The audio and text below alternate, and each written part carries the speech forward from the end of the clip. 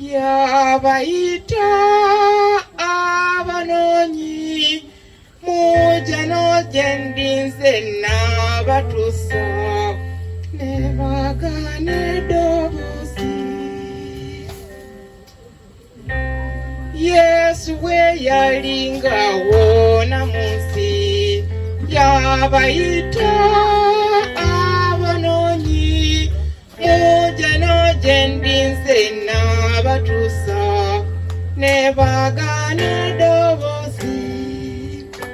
Wulira wulira wulira kagombe nga kafuuwa kyombo ky'ensi nga kigenda bamalayika nga bakafuuwa enkomerero etuuse.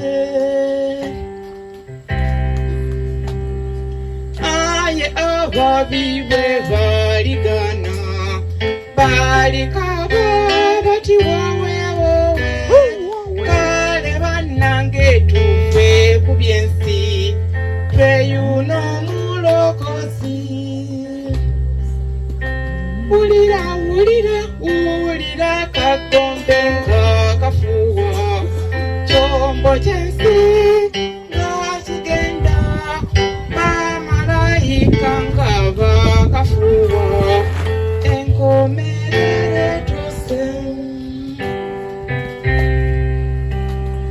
Tulitambula mu nguudo za zaabu mu kibuga Yerusaalemi, tulimusinza ng'eyatununula ffe eyajja mu nsi atulokole.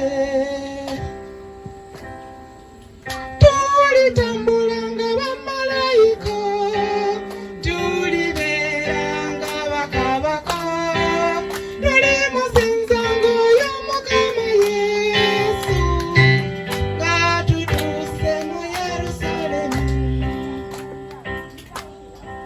Ffenna bamukiriza tube banywevu ku bigambo eby'omulokozi, tubituuse ng'era bwe yagamba, tulituuka mu Yerusaalemi.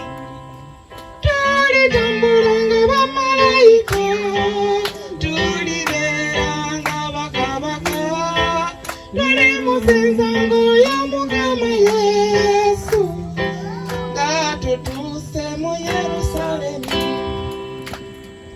Mazima kiriba kibi era kyantiisa abooluganda obutabeerayo, boona bewali nabo nga batudde mu kwesiima okutakoma.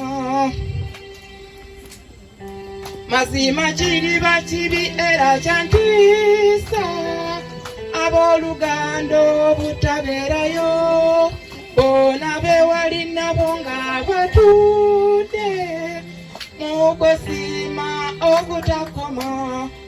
Tulitambula nga bamalayika, tulibeera nga bakabaka, tulimusinza ng'oyo Mukama Yesu